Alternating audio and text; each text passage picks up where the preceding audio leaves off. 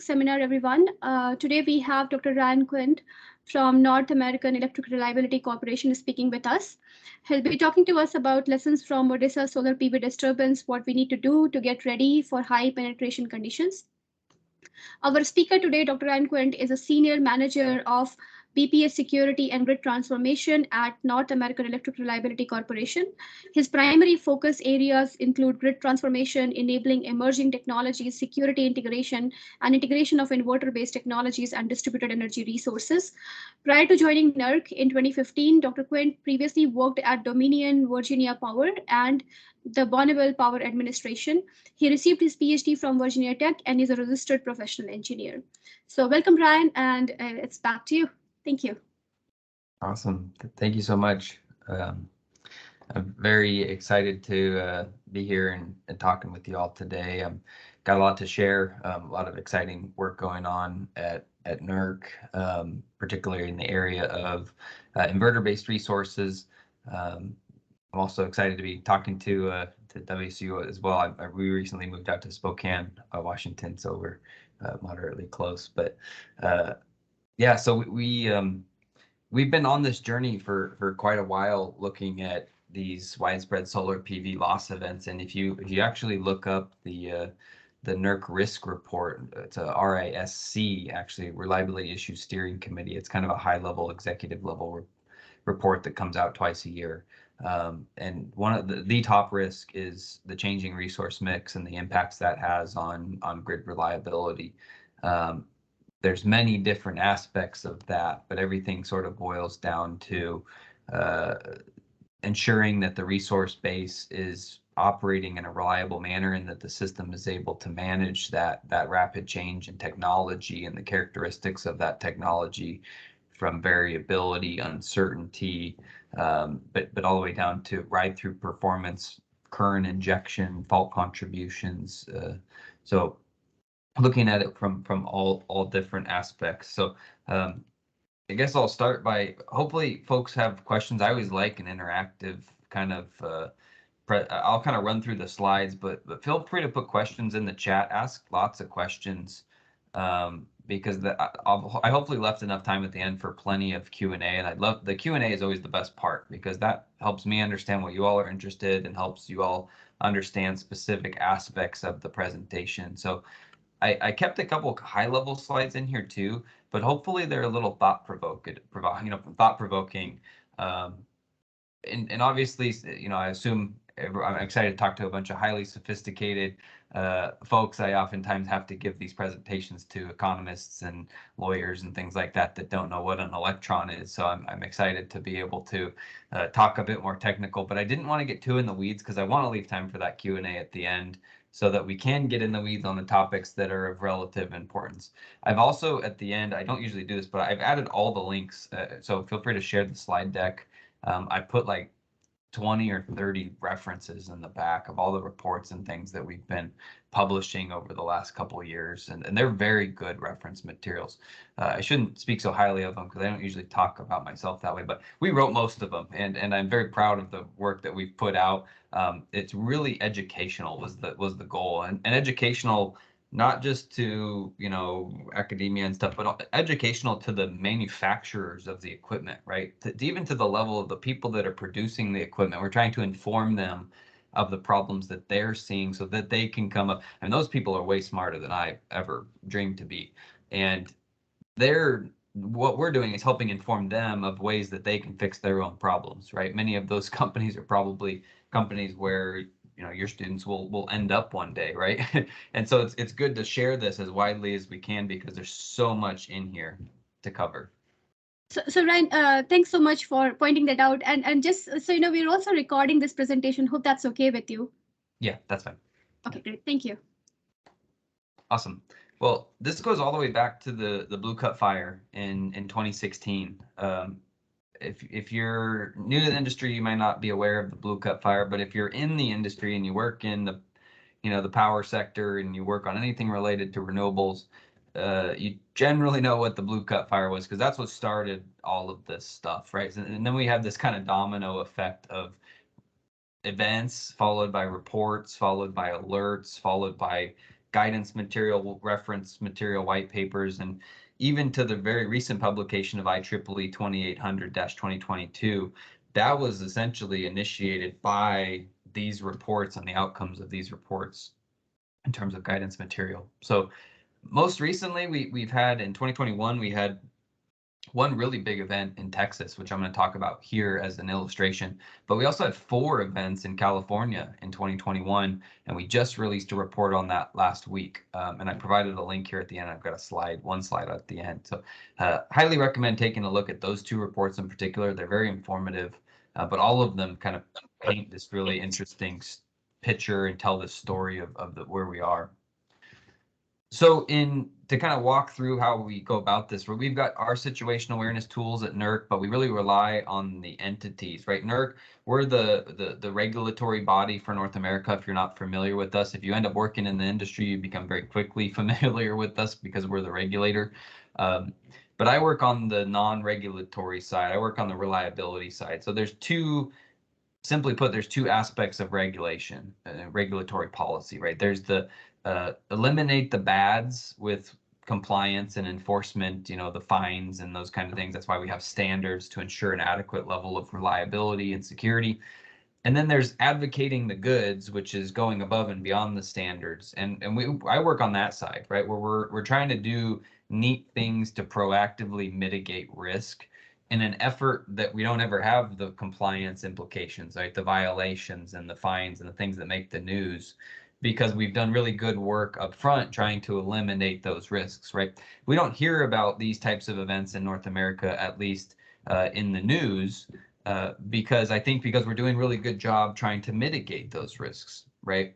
Now, we did have the Texas outage conditions from the cold weather snap, and there are things that are happening that deserve attention, but we haven't had a widespread blackout, for example, caused by renewables yet, I should say. But I'm very proud that we've been working very hard as an industry to try to mitigate those risks, and it's coming at us very, very, very quickly.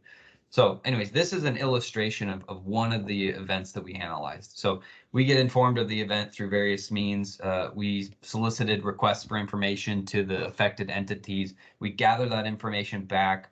We roll our sleeves up. We go analyze these events. We pull up the event records, the CEV files from the Schweitzer devices, the DFR records, the SCADA data.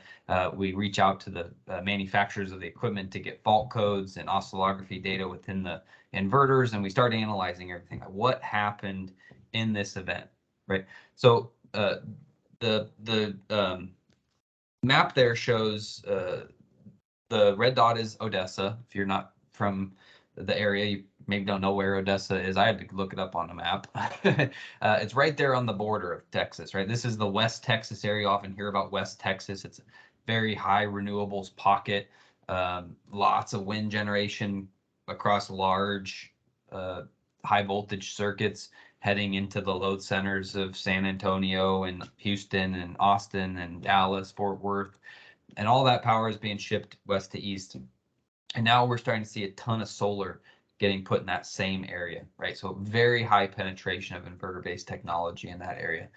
The red dot is where the fault occurred. We had a normally cleared single line to ground fault on a generator step-up transformer caused by a surge arrestor failure when the transformer was being re-energized. So these types of things happen. We don't like them to happen, but a normally cleared single line to ground fault is nothing to be alarmed about, right? That tripped like maybe 20 megawatts of the unit that was coming online at the time. That unit tripped off consequentially from the fault. But we ended up seeing that the neighboring units in the combined cycle plant, they tripped off. That's the 192 you see here. We lost a little bit of wind, very little, 36 megawatts across 6 facilities, so like 6 megawatts apiece, not a really big deal. And we lost over 1,100 megawatts of solar plants in terms of reduction, tripping, momentary cessation, et cetera. I'll talk a little bit more about that. And that's concerning because that number should be 0. There should be no plants reducing output or tripping or anything like that caused by a fault that happened. And the geographic distance between the fault event here and this plant, for example, up here on the Texas border, the ERCOT border, is over 250 miles. That's very far away. It's like 15, 18 electrical buses away from the fault location. I mean, and this was one of the newest facilities and one of the biggest facilities we analyzed, which was very concerning. So you can see the reduction here. The solar was at about 4,500 megawatts at the time of the event, and then the fault occurs, and all of a sudden solar's down at 3,500 megawatts a couple SCADA scans later. And it takes minutes and minutes and minutes to come back to pre-disturbance levels on the order of 8-9 minutes, right? We looked at the OEMs, and what we found, the inverter manufacturers, and what we found was that most of the causes of reduction were from the big three, the OEM 1, 2, and 3. All of the reductions were from those three, right? So these aren't one-off out of business manufacturers or small facilities or anything like that. These are really big plants that are really new from the biggest manufacturers out there, right? And that's another area of concern. We then, like I mentioned, look at each of the causes of reduction, and you can see those here. And I'll go through each of them very briefly here, but the report and the webinars really outline a lot of this stuff in a lot of detail. So the biggest cause of reduction was PLL loss of synchronism. The inverters, most of them are grid following. If you work in this space, so they're tracking the grid phase and trying to remain synchronized with the grid. And when that PLL loses synchronism during the fault, some inverter manufacturers preemptively will call out loss of synchronism, and they'll trip. What they're doing is they're looking at phase jump, and if phase jump jumps too high, they trip offline. Now, in this case, again, this is a fairly benign fault, and the phase jump was not very big, and it should not be tripping, but that was 35% of the reduction across, I think, 3 or 4 facilities. When you actually look at the combined, the AC overvoltage is actually the greatest cause of tripping, but it was split across inverter level and feeder level. So some plants had all their inverters trip off on AC overvoltage. This is sub-cycle, within the millisecond time frame resolution of spikes in voltage that are occurring at the inverter terminals. When the fault occurs out on the system, voltage is depressed, point of interconnection voltage is depressed, but the inverters themselves are seeing spikes in voltage, and we think it has to do with the way that the power electronics are controlling those inverters. And in particularly, those inverters are from one manufacturer, and that manufacturer has a 1.3 per unit hard-coded trip in the inverter that is an instantaneous measurement, measuring at the microsecond level, right? So if it sees one little spike in voltage at above 1.3, all inverters trip, right? And that's what we see. The standards don't use that. They say use a filtered RMS quantity to measure your voltage and then apply your voltage protection. That's what a Schweitzer relay does, or a GE relay. They filter out the non-fundamental frequency components, and then they make decisions based on well-filtered quantity, right? And so we don't see a lot of this coming from those types of manufacturers because a lot of that gets thrown out in terms of the filtering, right? But the inverter manufacturers will say, well, I can't do that because I have power electronics that will melt or fry or what have you, right? Well, so a lot of manufacturers have said we fix this problem. This is a non-issue. We can sustain 1 millisecond spikes in voltage up to 1.7 or 2 or per unit or whatever. But some manufacturers are still adamant that no, I can't go above 1.3, otherwise I'll fry, and so they hard code it all. We see that in the feeders, we see that in the inverters, and then we had one legacy plant doing momentary cessation. If you're not familiar, take a look at some of the reports that describe momentary cessation, but that's a control strategy that's been used, came up through the distribution world, where when an inverter sees that the grid is doing something, it shouldn't be like a disturbance, it will momentarily cease current injection, what we call momentary cessation, drop down to 0 power output or current output, and then resume over a period of time. In a world where DERs and IBRs are relatively small on the grid, it's not a big deal to do that. But when the whole grid is run by inverter-based technology, having all your inverters cease current injection will cause the lights to go out, right? That decreases stability margins, it causes voltage collapse, and all these types of problems that you start to run across when you have widespread momentary cessation. So we've said that's not allowed. You can't do that. Now, ERCOT had one plant that was a legacy facility that did have that. And then there's some other causes of tripping that were relatively minor that I'll take a look at the report and provides more detail there. Here's some illustrations of what we saw. For example, the subcycle AC overvoltage, like I mentioned, that's again instantaneous measurements above the trip threshold, not filtered quantities.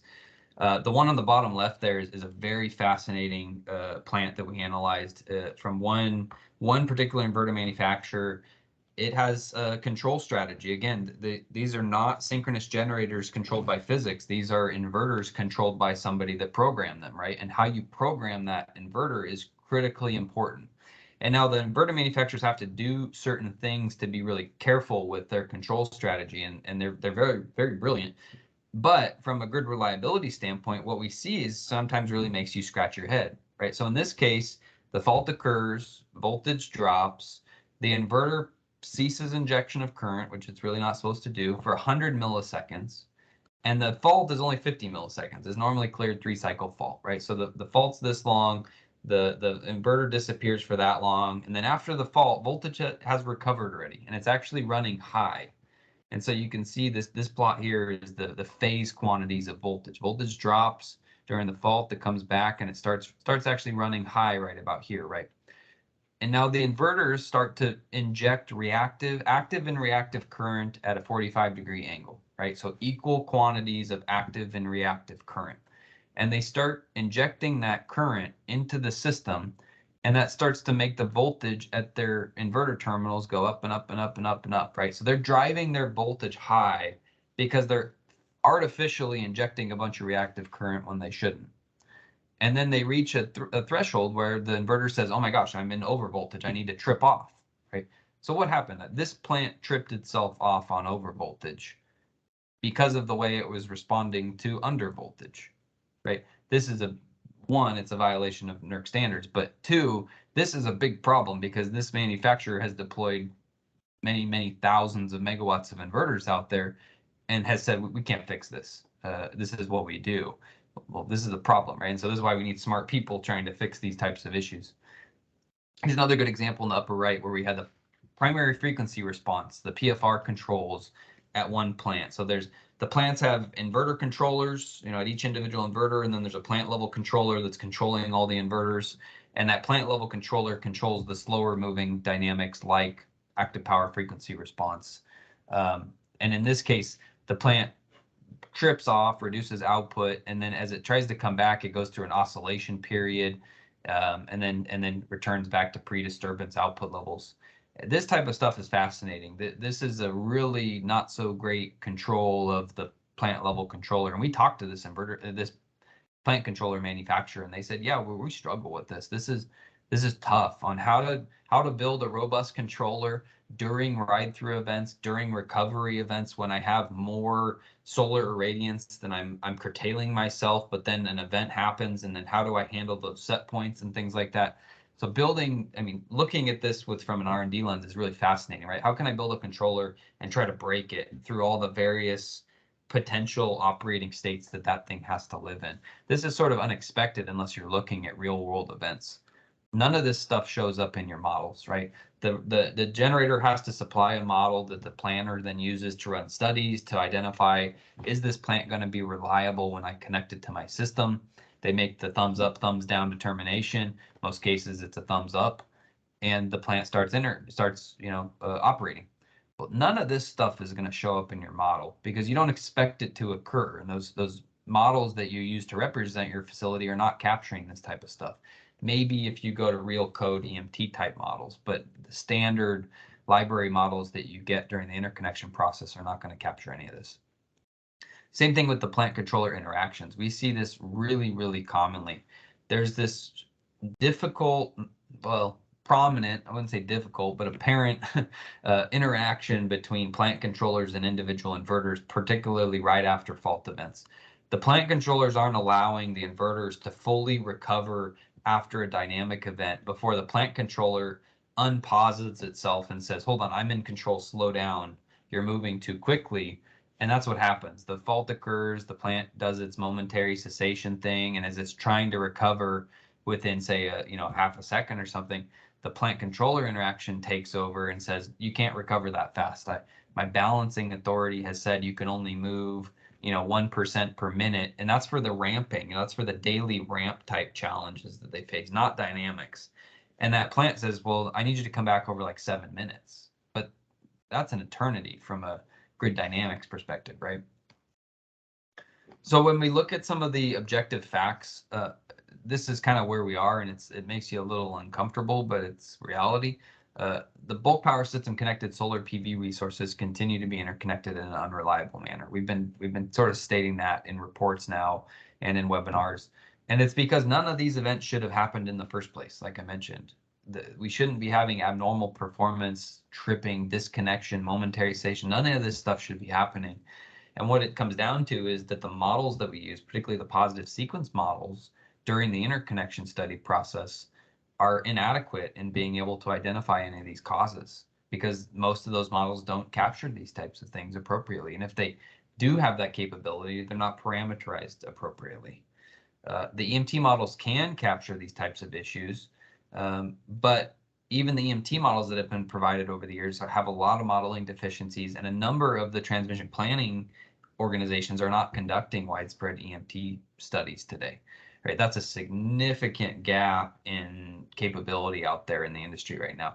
If you know how to run dynamic simulations and EMT simulations, and I'd throw short circuit in there too, you're an extremely valuable asset to our industry right now, because that's where our gap is. We put out a lot of recommendations. That last bullet is a little more on the industry side, but we're not seeing widespread adoption of the recommendations we've put out, and that leads us to have to take additional actions like standards revisions and compliance activities. We typically will advocate, like I mentioned, advocate for the goods, try to proactively mitigate risk, and then as a risk mitigation strategy, we will look at, is that risk being mitigated, and if not, we have to take more action. And in this case, we're not seeing the action happen, and so we're having to start thinking about what actions are we going to take. This finding was really illustrative, and it kind of makes you like take a step back and pick up your jaw off the floor a little bit. When the event happened in May, ERCOT had 7,200 megawatts of solar connected to its system. Now, it was only operating at 4,500 that day, but there were 7,200 megawatts of capacity installed on the system, and they had 800 megawatts in the commissioning process being constructed and brought online. By the end of August, by the time we got around to like writing the report, they had installed another 1,700 megawatts of solar PV. And I think the operating conditions were like 40,000 megawatts at the time of the event, right? So just in that blink of an eye, they brought on 1,700 megawatts. And they had another 1,000 megawatts in the commissioning process about to come online.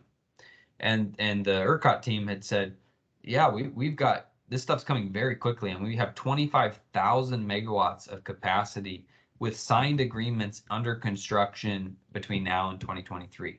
When you look at interconnection queues, the ERCOT queue is probably, I don't know, 60, 70, 80,000 megawatts. And a lot of that's the early stage queue process. They're looking at strategically placing themselves in the queue to see, can I get in at the right time to minimize my capital expenditure to be able to put that plant online. And so a lot of those plants drop out as the process goes on. But these are plants, the 25,000 megawatts are plants that have agreements in place. They've committed with financial backing and are going to be constructed, built, and operated by that timeline, right? So that's a ton of megawatts. That combined with wind puts you well over a capacity of 100% in the ERCOT footprint, right? Now, ERCOT has things in place that sort of prevent them from going to 100% because they have like critical inertia levels and operating restrictions that require them to have some synchronous generation online for stability reasons. But they've got a lot of capacity out there ready to sort of reduce that amount of synchronous generation when it becomes reliable to do so, as they sort of work through those challenges. We're taking a three-pronged approach, just so this again is kind of non-technical, but we have recommended industry to take action on the guidelines and the white papers and the technical reports and everything we've put out. We've also recommended to the federal government, the FERC is the Federal Energy Regulatory Commission that we report to. We recommended them to enhance their interconnection process and the procedures and the agreements that go with that. And then we recognize we need to make updates to our NERC reliability standards as well to enhance them to be reflective of the new technologies and the issues that we have at hand. So I want to turn to modeling, kind of a much more technical topic, but probably a little bit more relevant. This is kind of the root of all of these reliability issues. And my bosses, the VPs and the senior vice presidents of the company are asking the very interesting, tough, and easy at the same time this question of, well, why was this not identified prior to these resources coming online? It's a very good question, because the answer is, wow, that's a good question. It's a very easy question to ask and a very impossible question to ask as well, or answer. But it is the root of all of these problems. And one of my colleagues out in the industry really put it this way. He said, under high penetration conditions of IBR, we're trying to connect tons of IBRs to the system. There's this balance of reliability and speed of interconnection. You can't have both. You can't just connect things up to the system at will and expect that system to be reliable. You have to balance this. And right now, we are very much on the speed side, where the federal government has even said connect these things as fast as possible because of climate change and because of climate policy and regulation and things like that, right? But at the same time, we have to ensure reliability of the grid, and we start being forced to kind of cut corners a little bit in terms of models, model accuracy, model quality, and the use of those models, and running the right studies and making sure that mitigations get put in place. And so it's just always one of these balances that we have to be cognizant of. In the Odessa report, we looked at, positive sequence dynamic simulations and EMT simulations, and we asked the question, for each of the causes of reduction that we've seen, can we accurately model that in the various platforms? And in most cases, the answer is no, we can't model most of these things in the positive sequence realm. We can model them in the EMT realm, but we have to get good models. So model quality is sort of irrelevant at this point. That's a challenge across the board. We need to get better at model quality. But this is a really strong indicator that we need to get better at running EMT simulations. For example, right, we're seeing sub-cycle AC overvoltage tripping, tripping a whole lot of plants out there. But when we run dynamic simulations, we do a quarter cycle time step, right? So we're stepping 4 milliseconds at a time, and the challenge is that there's a whole lot that goes on in those 4 milliseconds in terms of inverter dynamics. That and the simulation itself can't really capture that spike all that well, right? In the sub millisecond time frame, obviously. And so the answer is, well, no, we can't represent that in a positive sequence simulation.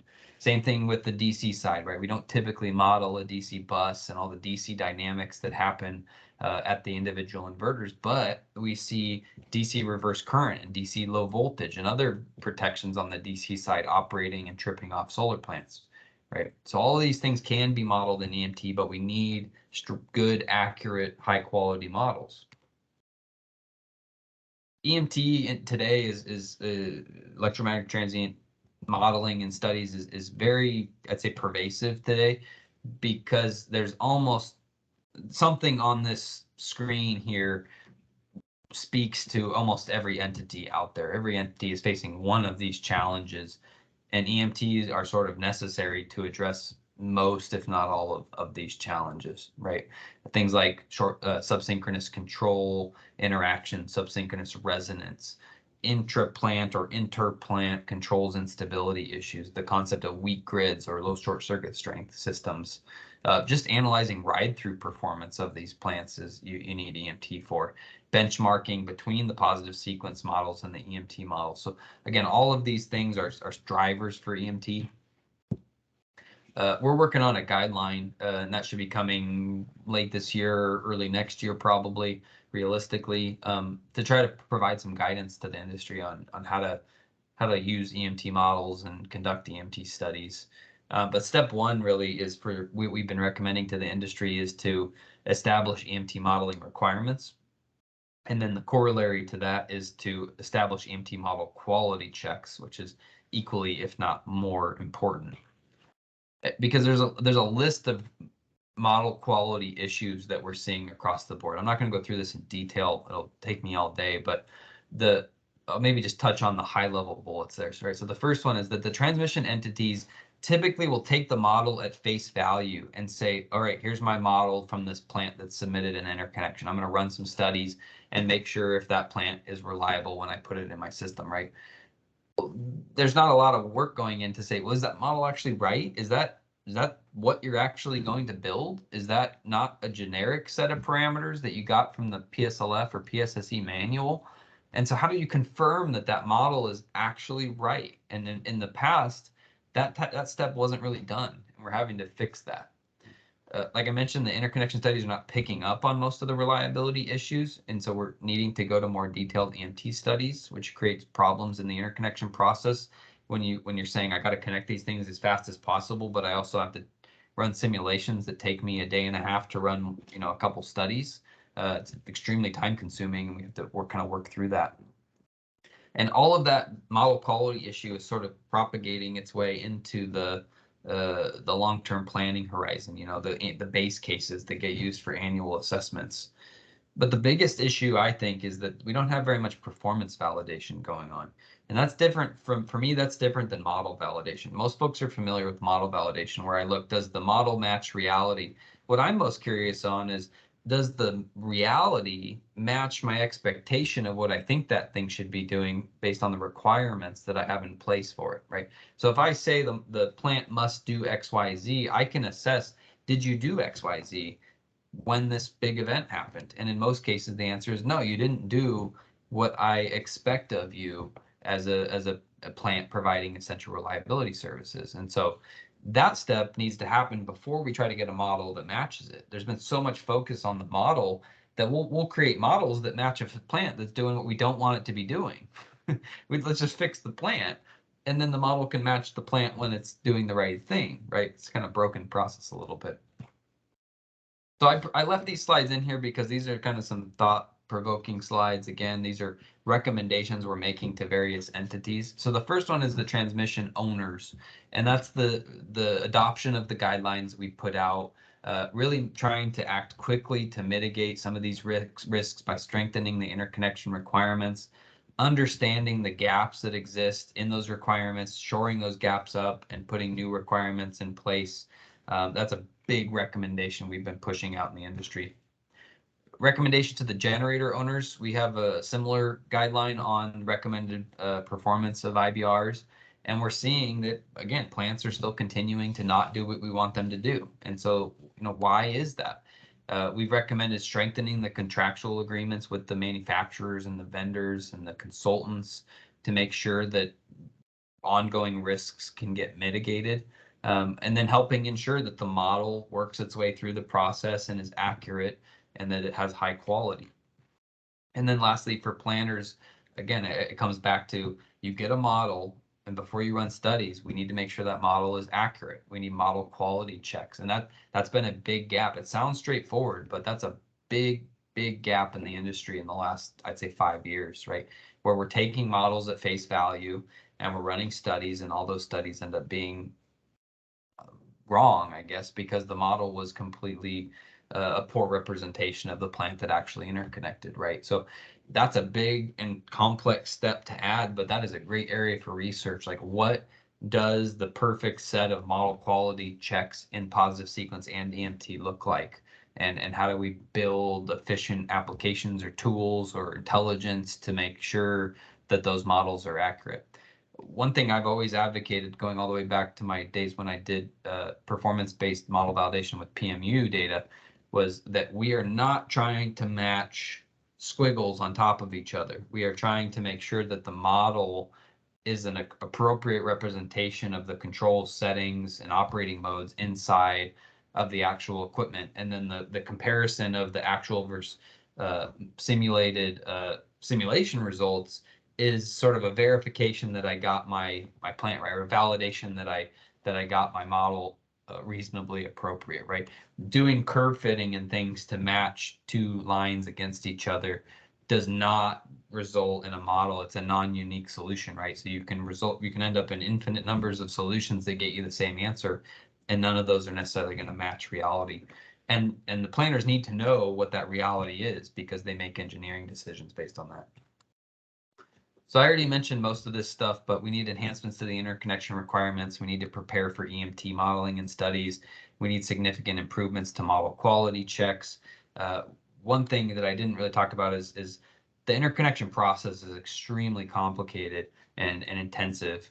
And what happens is that the developers and the generator owners are making changes to their equipment well past the studies that were conducted. And that's really not allowable, but it's also not very easy to identify. And then so at the very last stage, the planner or the transmission service provider realizes, hey, you're about to connect something that we didn't study this. We studied something else, right? So now we got to go back and restudy all this, and it delays the process and causes everyone to sort of hate each other. And we need to kind of get that fixed so that it all kind of is more streamlined. And all of this is hopefully complemented or supported strongly by the IEEE 2800 standard. But that standard is definitely not a replacement for all the recommendations here. It's just a support tool. So I mentioned that we had those 4 events in California in 2021. These are very interesting. A number of them are very interesting events. You can see none of them are just a couple of solar plants dropping off. They're on the very far right of that table, you can see 27 facilities, 33 facilities, 27, 30. A lot of plants involved in these events, right? And we're analyzing most of them when we go out and we solicit our information. But we're also seeing loss of distributed energy resources. And again, these are all bulk system connected. These are all 500 kV faults, but we're seeing loss of DERs. We also saw loss of synchronous generation in 2 of the events. And we also saw a RAS interaction, right? Incorrect or inappropriate operation of a remedial action scheme that was 100, 150 miles away from the fault location. And part of that was impacted by the IBR performance and the DER performance. So lots of things going on. And these are the kinds of events that really scare us, right? Because we study N-1, N-2, maybe some extreme events, but planners don't study the loss of 25 plus resources with loss of DERs, with loss of synchronous generation, with the loss of a remedial action scheme, right? And so we're in kind of uncharted territory when we start experiencing these types of events here. And the last one of the last big events that has made the news pretty prominently was the UK disturbance, right? That happened in 2019.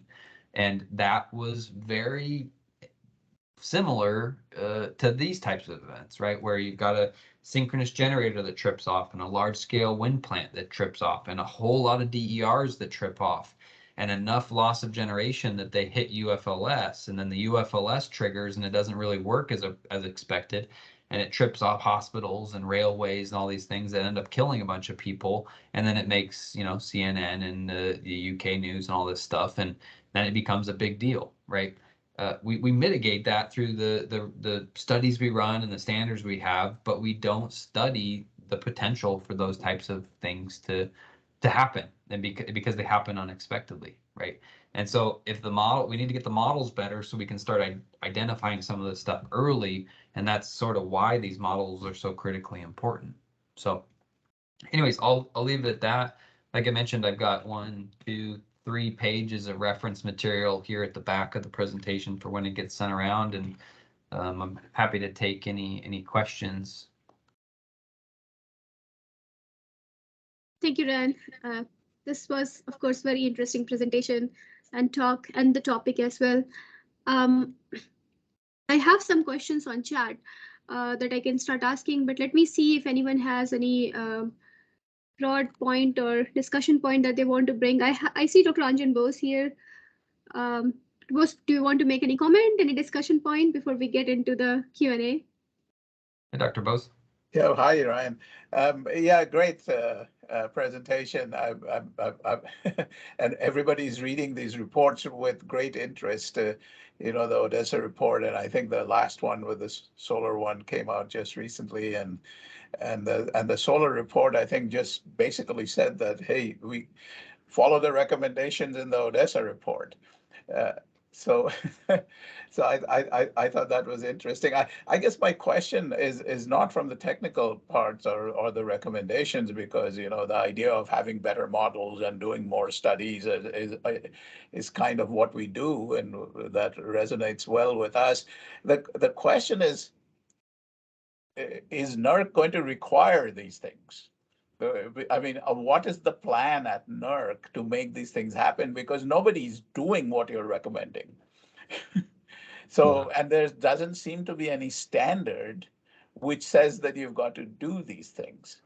And whereas, from what I hear from my friends in the UK, they're already starting to make changes in the standards, and the regulator is coming down pretty hard on people whose solar and wind are tripping off when they shouldn't be, right? I mean, that's what you have to. So I was just curious about what NERC is doing about it. Yeah, that's a great question, Professor Rose. Hi, Manny. Good to see everyone. This is fun, exciting. That is the tough question, and it's hard to give a concrete answer to it because it is way above my pay grade. But one important thing to recognize, and I think this is very fascinating, challenging, and interesting, but we are a self-regulated industry, right? And we are unlike pretty much any other industry out there, right? I took a regulatory policy type class recently through the Harvard Business School, and the professor knew who NERC was because he said, "Gosh, you're this weird regulatory body that's you're self-regulated industry, and we don't that it's not like the FDC is or the SEC or any of these other big regulatory bodies are run by the companies that are regulated that regulate them, right? So we don't write, NERC does not write standards. The industry writes standards. We help facilitate the development of those standards, and we're an objective regulatory body. But fundamentally, going back to kind of our roots, we're an assessment organization, and then we help facilitate the standards development, and then we enforce those standards, right? And so there, like you recognize, there are gaps in the standards, and we've been highlighting in those reports, and our recommendations have been getting very strong. If you read back to the Blue Cup fire, it was, hey, this is neat, let's do this, let's work together, let's fix this problem. And then we had San Fernando and these other events, and it got a little bit stronger. And then Odessa and the recent one came out, and it's, NERC strongly recommends industry take immediate action to address these things, right? We've gotten very strong in our recommendations.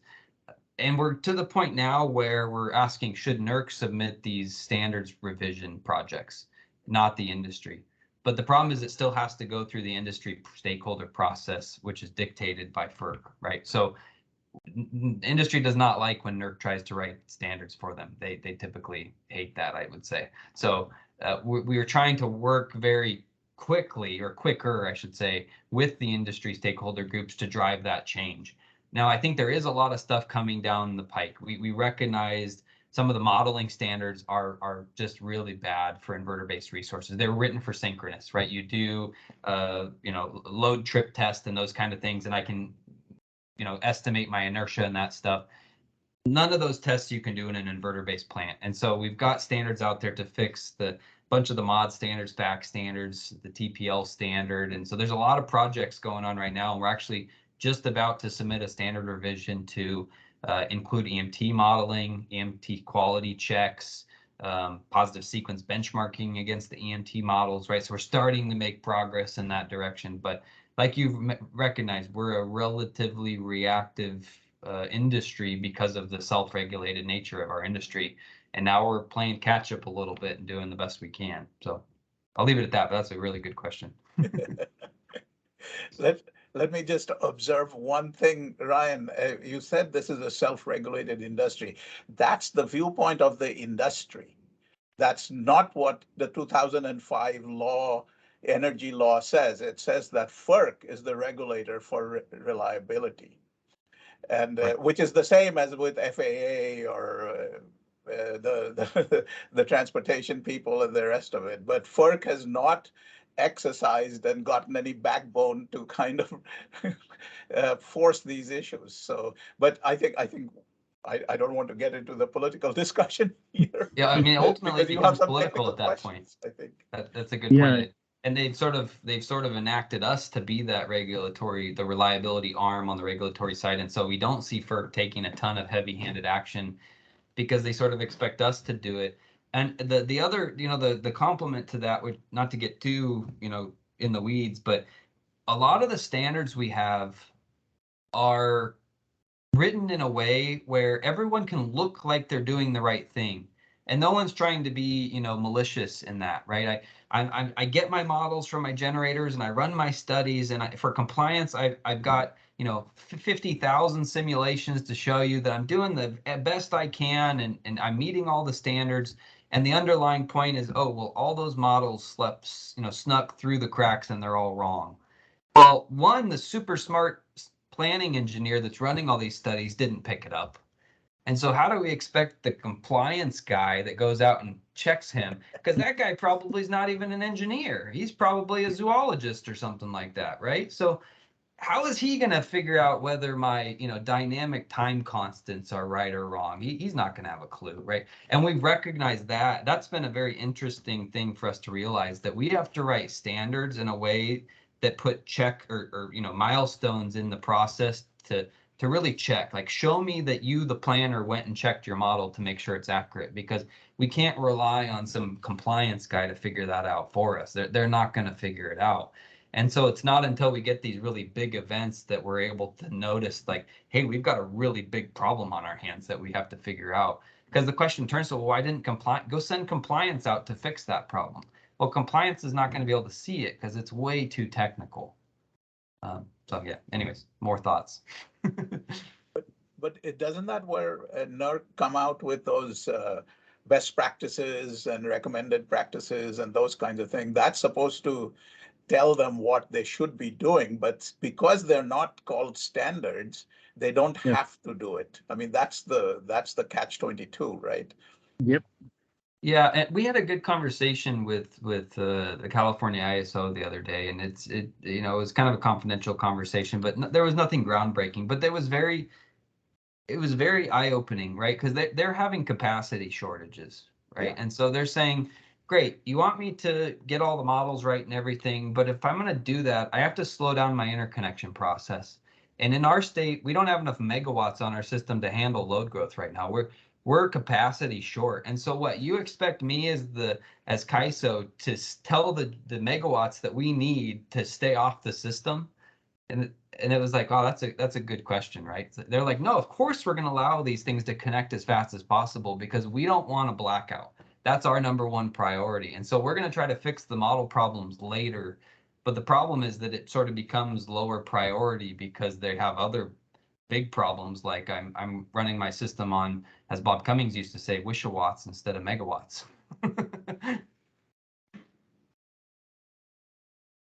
Great. So Mani, you had a comment? Yeah, I know we have questions on the chat window that we should get to.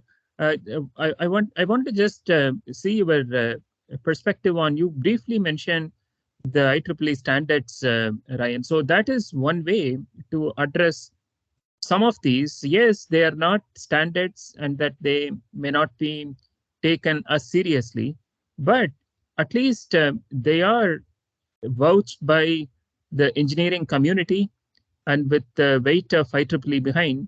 So why not get some of these addressed in the standards that you mentioned? The IEEE standards like the 2800, 2800.2. Yeah, so we have there's a lot of conversation going on kind of behind the scenes from a strategy perspective. Like you mentioned, Dr. Mani, the IEEE standard in itself is not enforceable. It's not mandatory by anybody. It's a voluntary standard, and it's, like you said, it's well adopted by the technical folks. But as soon as some entity that governs or has authority to govern interconnection makes that standard mandatory, that standard becomes mandatory, right? And that's what we did with 1547, the distribution side, right? The state we advocated strongly to the state policymakers to say, make every DER connecting to your system, your distribution system, comply with 1547 before you allow it to connect. And they do that through the fire safety codes, right? And they require a UL listing, and that UL listing requires a 1547 compliance associated with it. And so there's a way to get the underlying equipment to have it be a shall instead of a should, right? And so we're trying to figure out how do we do that at the bulk system level. There are no safety codes, not safety codes. There are no fire codes, and so we have to come up with other ways. But the transmission service provider is the authority governing interconnection, right? So the transmission service provider could point to IEEE 2800 and say, anybody connecting to my system must do that. The problem is that that's a 180-page standard, right? And so pointing at that saying, go do that thing, right? It's not that easy, right? Because that thing is full of, hundreds of pages where the entities have to be talking to each other and sharing models and making settings determinations and all this stuff. And so it's not as easy as, say, IEEE 519 or something like that, where it's a performance criteria. It's a super complicated overlapping process that happens. And so we're struggling right now with, do we do wholesale adoption of the standard, or do we do a piecemeal adoption of the standard? And how does each entity wants to do it slightly differently? So ERCOT wants to do it different than ISO New England wants to do it different than CAISO. And what do we advocate? We're in this process right now of, well, what are we trying to advocate to the industry? What we're trying to advocate is just fix these problems, but how we do it is not that easy. Awesome. Yeah, I appreciate all that IRPWG is trying to do in this standard revision.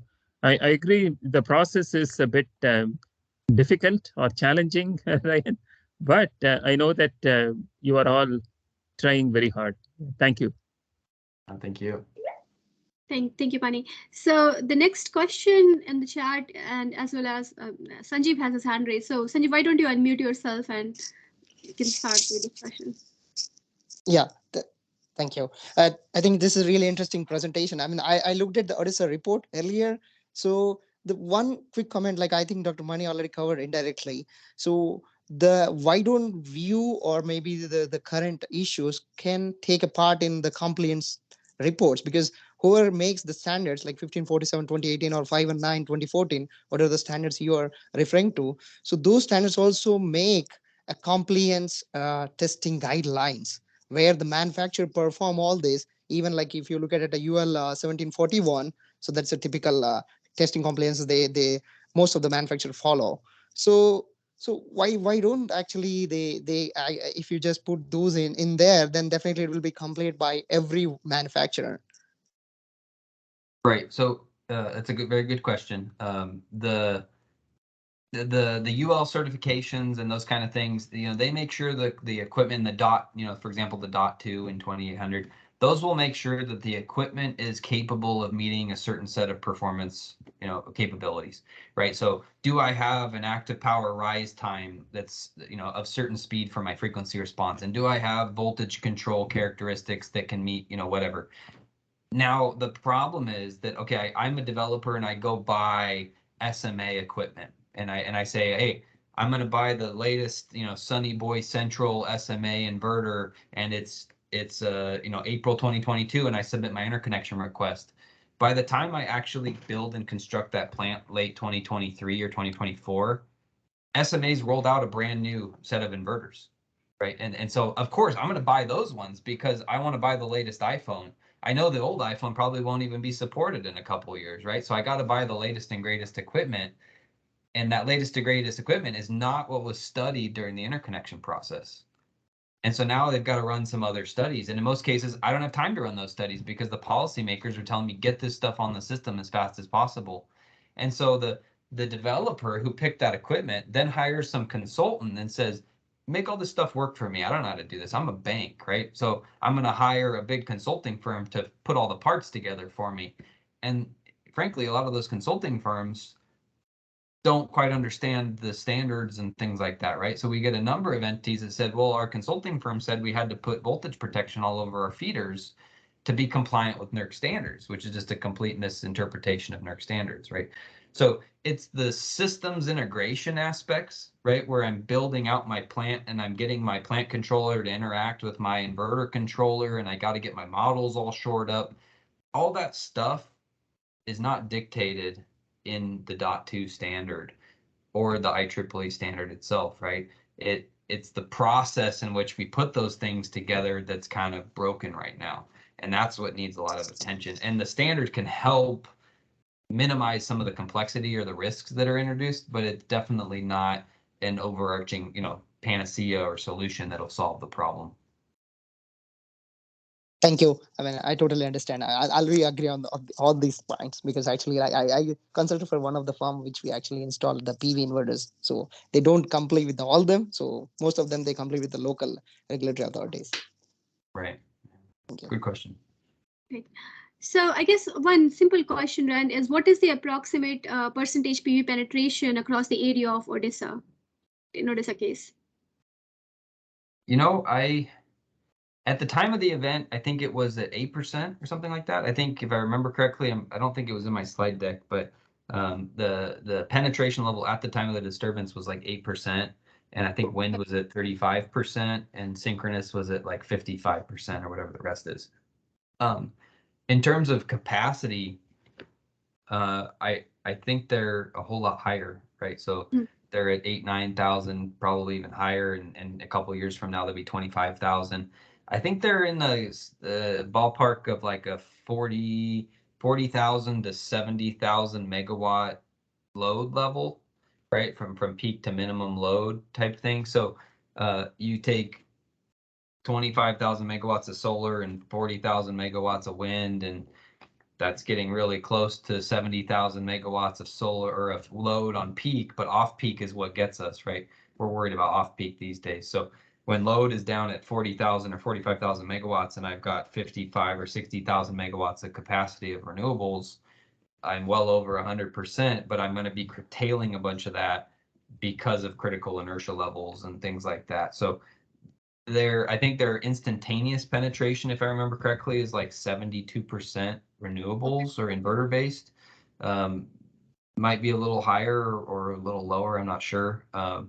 But they're an islanded system, so that's a pretty high number. I think CAISO last year was at 93%, but they're connected to a bunch of other systems with big giant tie lines that can help compensate for some of that. So ERCOT's really unique in being an island, so 70% is quite high, particularly since it's all in one location out in West Texas. I wouldn't say all in one location, but a lot of it is in the West Texas region. Great. That helps to understand the problem. I guess there is a bunch of questions, Rand. So since we are at 12 o'clock, let me try to summarize and maybe ask one question from your perspective on the research aspects of, let's say, the need of models and accurate simulation study cannot be, overstated. That's definitely there. What do you think are the main challenges of getting those more accurate models from, let's say, the vendors and manufacturers who might have, private IPs and they do not want to probably share everything, and we want to do these interconnection studies? How, what are your thoughts on, related challenges of obtaining those models or even creating those models for interconnection study?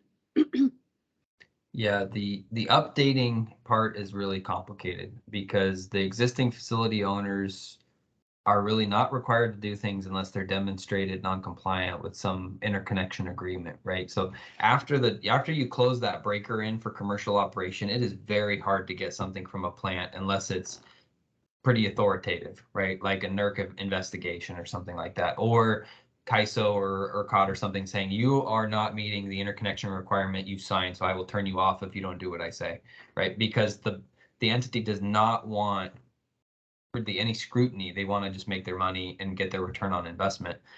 Prior to interconnection is where we got to kind of fix the problem. And the black box models are a challenge, but it's kind of for a good reason. These are super complicated. There's a lot of IP that goes into these controllers, and the types of issues that we're seeing are not in the nitty-gritty IP details, right? It's not like in certain inverters, or I guess some inverters are causing problems with some of their IP related stuff, but it's usually, like I mentioned, the systems integration aspect that falls apart. So to me, the emphasis is not so much on the OEM getting better. It's on the system integrator and the consultant and the vendor and the developer and the generator owner operator presenting the plant in a way that is accurate, and then having the transmission side verify and validate. I mix those terms, but really just feel comfortable with what was provided and ensure that what was provided is accurate. And that, like I mentioned earlier, that step has been non-existent for many years, right? Because we used to get a model from Westinghouse or General Electric, synchronous world, and it's a model of a generator that's been, it's a $400 million piece of equipment or something, right? And of course they're going to get that right because that's super expensive, right? And they're only going to build that thing one time. And the people that are working at Westinghouse and General Electric are the brightest of the brightest, right? I mean, those are the people that wrote PSLF and PSSE and EMTP and all this stuff, right? Extremely brilliant people creating really high quality products that are extremely expensive. That's the opposite of what we have today, right? I buy panels from who knows where, and then I buy the cheapest inverter I can get my hand on, and I hire the cheapest consultant to slap it all together, and I buy the cheapest plant level controller to kind of make it all work. And then I submit that as my interconnection. And then as soon as I get interconnected, I sell that project to somebody else and I get my big rate of return. I pay my investors and I'm done.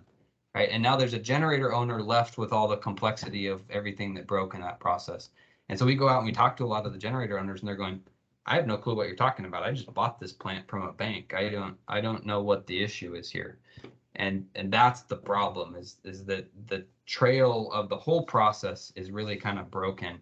And it's we can no longer take things at face value. We have to check them and verify them, validate them, and we continue to educate. I think that's been really helpful for all sides, but we really need those steps to happen in the process. And we have standards projects to get that underway. That is great. I mean, that's really an excellent puzzle to work on.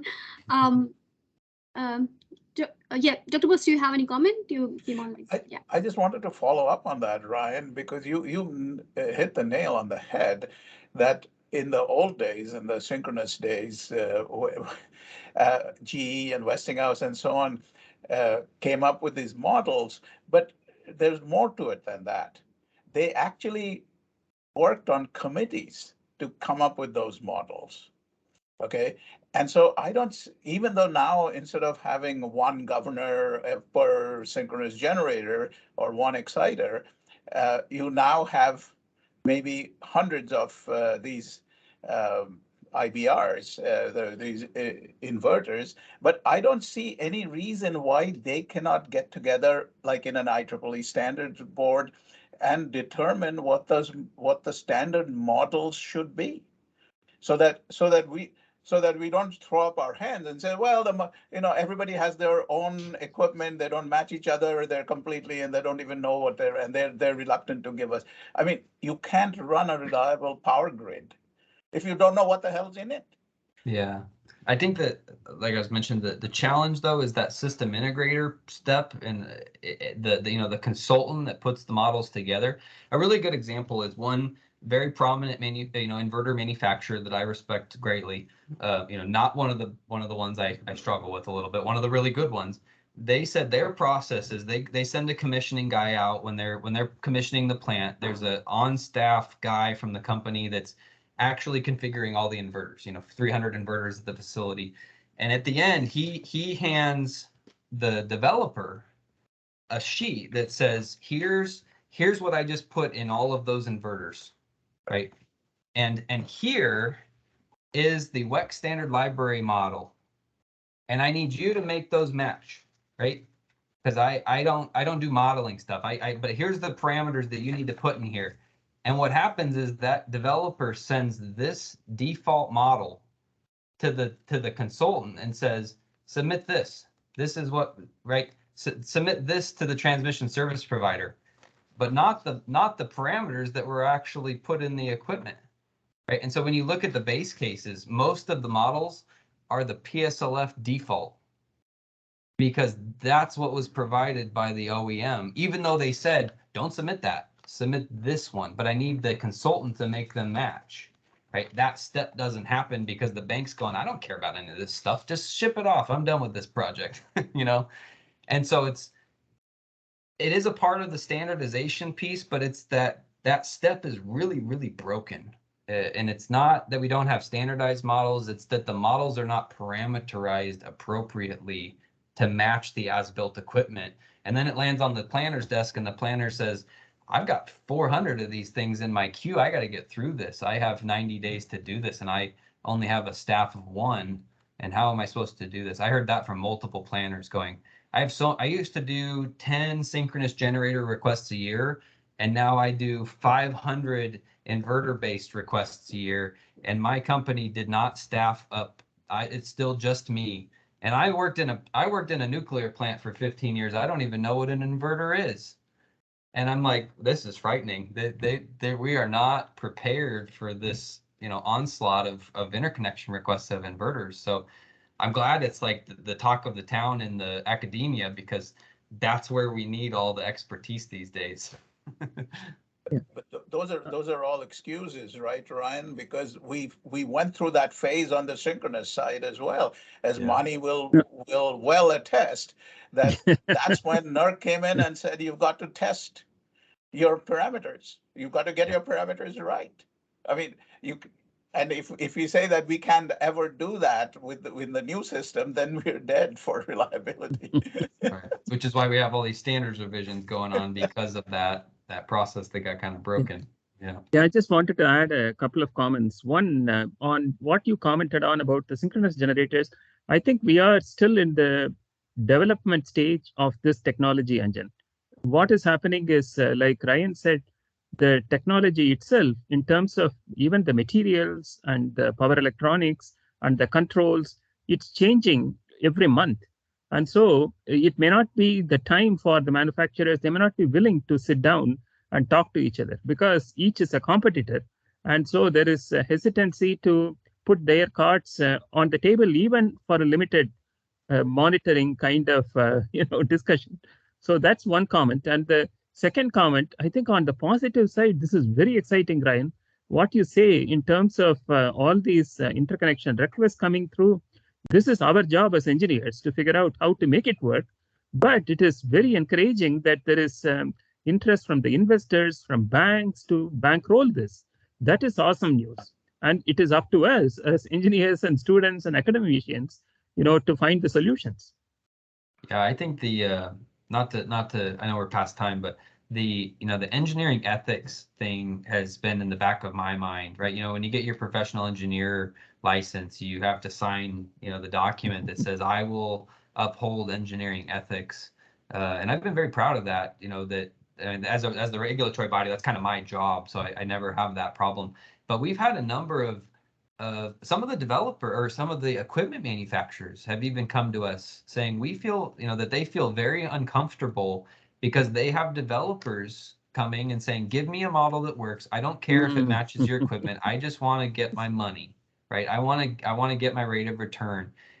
On the other side, I have really, really smart transmission planners, the modeling guys and gals that are very brilliant, who are saying, I've got models that don't match. I've got real problems here.